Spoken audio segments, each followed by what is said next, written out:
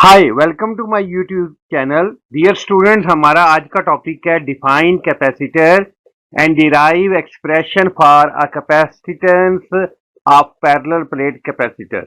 Okay, तो ये रहे हमारे लर्निंग स्टेप्स। स्टेप नंबर 1 में हम डिफाइन करेंगे कैपेसिटर क्या होता है। स्टेप नंबर 2 डिफाइन करेंगे कैपेसिटेंस क्या होता है। Step number 3 derive mathematical relation, हम मैथमेटिकल ट्रीटमेंट करके और मैथमेटिकल फार्मूलाज को यूज करते हुए हम डिराइव करेंगे कैपेसिटेंस की एक्सप्रेशन को। और स्टेप नंबर 4 में हम देखेंगे कि कैपेसिटेंस किन किन फैक्टर्स के ऊपर डिपेंड करती है। तो ये रहे हमारे लर्निंग स्टेप्स। तो चलिए अब हम स्टेप नंबर 1 में बढ़ते हैं, जहां पे हमने डेफिनेशन करनी है। तो ये डेफिनेशन रही किसकी? कैपेसिटर की डेफिनेशन है a device which can store electric charge is called capacitor. एक कैपेसिटर वो डिवाइस होता है जो अपने अंदर इलेक्ट्रिक चार्ज को स्टोर करके रखता है। इस डिवाइस को हम कैपेसिटर कहते हैं।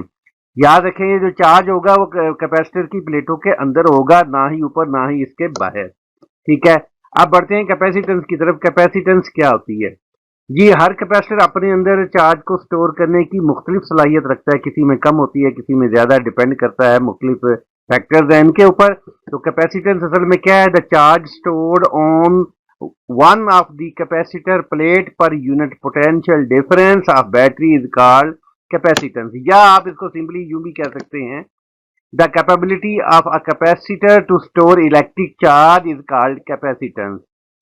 ओके, अब इसकी यूनिट की तरफ बढ़ते हैं। तो इसकी यूनिट है एसआई सिस्टम में कूलम पर वोल्ट, जिसको हम एफ से डिनोट करते हैं। एफ मीन फैरेड है, तो फैरेड इसका एसआई यूनिट हुआ।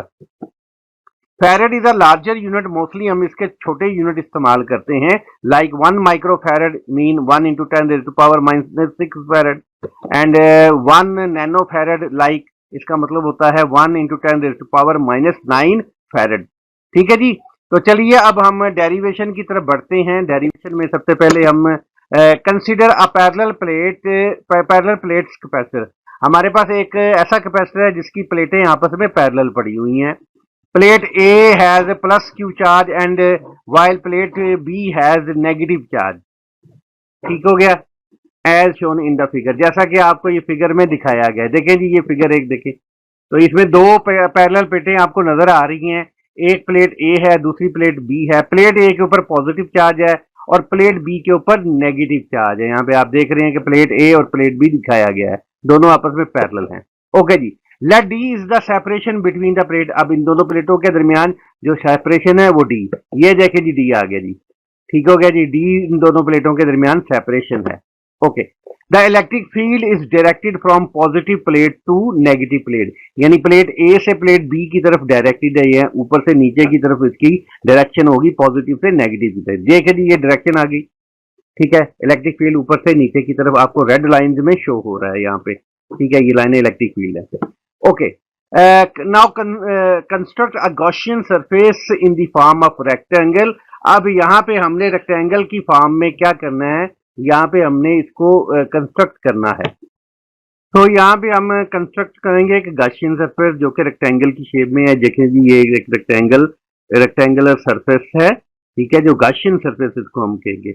ओके, अब इसमें से गुजरता हुआ हमने क्या करना है? फ्लक्स मालूम करना है। The net flux through the Gaussian surface is, flux का फार्मूला आप जानते हैं, phi is equal to integral E dot D A. D A क्या है? इसका स्मॉल सरफेस आपने यहाँ पे हाईलाइट कर लेना है कि ये एक छोटा सा सरफेस है। ठीक है, ये, और इसका जो एरिया है, इस जो शेडेड एरिया जिसको मैंने शेड किया है, इसका एरिया क्या है? D A.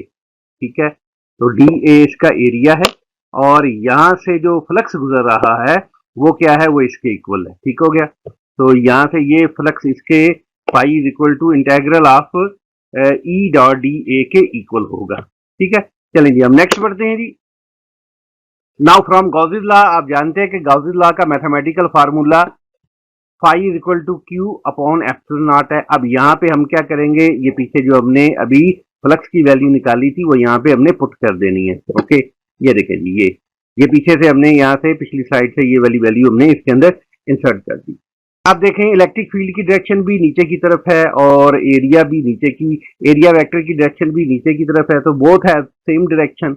तो इस वजह से यहाँ पे अब आपने पहले तो इसका एंगल ऊपर, सॉरी फार्मूला ऊपर कर देना है, ईडीए कॉस थीटा आ जाएगा। यहाँ जो एंगल है चूंकि दोनों की डायरेक्शन, इन दोनों की डायरेक्शन या यूं कह लेंगे इन दोनों की डायरेक्शन सेम है, तो लिहाजा ये जो थीटा होगा वो 0 डिग्री हो जाएगा यहाँ पे, ठीक है। और अब ये ई डी ई कॉस 0 1 के इक्वल होता है, ई कांस्टेंट इंटीग्रेशन के बाहर आ गया और डी ए इसका इंटेग्रल ए आ गया। तो यहाँ से आप ई की वैल्यू निकाल लेंगे इस तरह, तो E is equal to Q upon A epsilon naught से, दिस इज इक्वेशन नंबर 1। ये आगे यूज होगी, इसको आपने ध्यान में रखना है। आगे बढ़ते हैं। Let delta V is the potential difference between plate of the capacitor. तो प्लेटों के दरमियान जो पोटेंशियल डिफरेंस है कैपेसिटर की, वो सपोज हमने कर लिया, वो क्या है, डेल्टा वी है। और डेल्टा वी और इलेक्ट्रिक पोटेंशियल के दरमियान एक रिलेशन होता है, वो ये होता है delta V is equal to negative E dot D S के इक्वल। ये एक रिलेशन है जिसे आपने प्रूफ किया हुआ है, जहां पे आपने पढ़ा था कि इलेक्ट्रिक फील्ड और जो होता है वो नेगेटिव पोटेंशियल ग्रेडियंट के इक्वल होता है। तो वहीं से आपने ये रिलेशन भी आपने वहीं से लिखा, ठीक हो गया जी। अब आप ये पोटेंशियल डिफरेंस है चूंकि इन दोनों पॉइंट्स के दरमियान, तो आप इसको V B minus V A करके भी लिख सकते हैं, ओके। और यहां से आपने इसका डॉट प्रोडक्ट का फार्मूला ओपन कर दिया, तो ये E D S cos theta आ गया, ओके। और यहाँ पे थीटा जो है ना अगेन 0 डिग्री है, जैसा कि आपने यहाँ पे भी देखा था कि ये 0 डिग्री निकला था, तो यहाँ भी 0 डिग्री निकला, ठीक है। From absolute, for absolute potential V B क्या लेते हैं हम, 0 लेते हैं, यानी इन्फिनिटी पे कंसीडर करेंगे, तो इन्फिनिटी के ऊपर क्या हो जाएगा, पोटेंशियल एट पॉइंट बी क्या है, वो 0 कंसीडर होगा। यानी हम सपोज कर रहे हैं कि जो प्लेट बी है वो बहुत ज्यादा दूर पड़ी है, नेगेटिव वाली प्लेट जो है वो बहुत ज्यादा दूर पड़ी है, इन्फिनिटी के ऊपर है, तो इन्फिनिटी के ऊपर आप जानते हैं कि पोटेंशियल की वैल्यू क्या हो जाती है, 0 हो जाती है, ओके। अब लास्ट इक्वेशन हमारे पास यहाँ पे वी बी जो है ना वो 0 आ जाएगा, ओके। अब ये नेगेटिव साइन इस नेगेटिव साइन से कैंसिल हो जाएगा, यहाँ पे देखिए ये नेगेटिव साइन नहीं आया, और ये 0 से ए, यानी आपने लिमिट जो प्लेटों के दरमियान सेपरेशन है वो कंसीडर कर लिया, यानी 0 से डी डिस्टेंस को कंसीडर कर लिया। अब ये करेंगे हम ई की वैल्यू, इक्वेशन नंबर 1 को पीछे अभी हमने ड्राइव करके हैं, इक्वेशन नंबर 1 नहीं तो आप देख सकते हैं पीछे से, इक्वेशन ई से ये ई की वैल्यू यहाँ पे इक्वेशन 1 से ये वैल्यू की upon A epsilon not put कर दी। अब यहाँ पे ये जो इंटीग्रेशन है ये सिर्फ डीएस के ऊपर अप्लाई होगा, बाकी ये वाला फैक्टर क्या है, ये कांस्टेंट है, ये हो जाएगा इंटीग्रेशन से आउट।